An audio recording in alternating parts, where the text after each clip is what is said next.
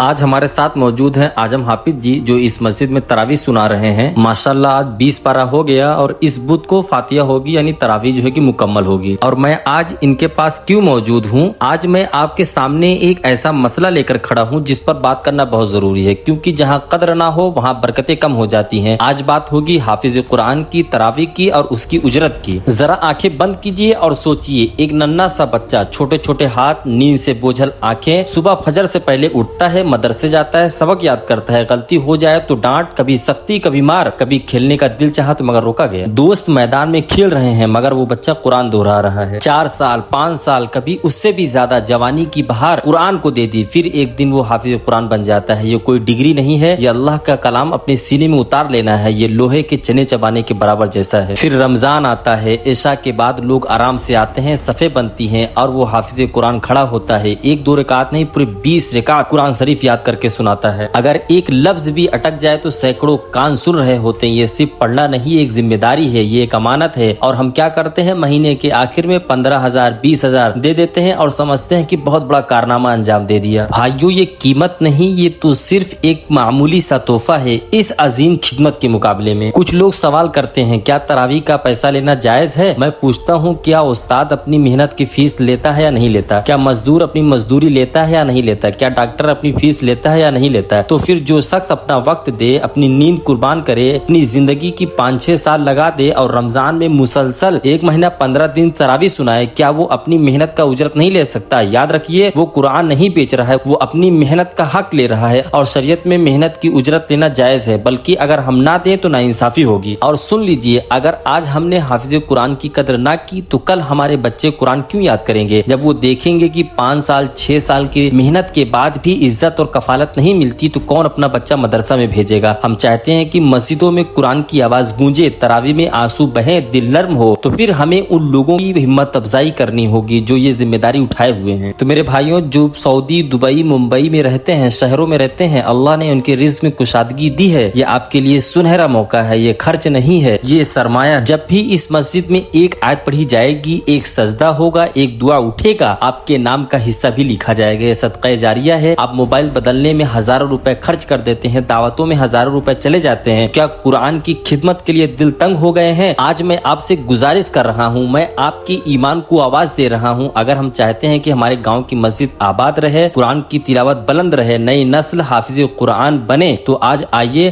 ہم سب دل کھول کر تعاون کریں۔ اوپر جو ہے QR کوڈ ہے اور موبائل نمبر ہے، آپ جتنا ہو سکے اس پر تعاون کریں، دل کھول کر کے تعاون کریں، تاکہ اللہ کہے یہ میرا وہ بندہ ہے جس نے کلام کی خدمت میں حصہ لیا۔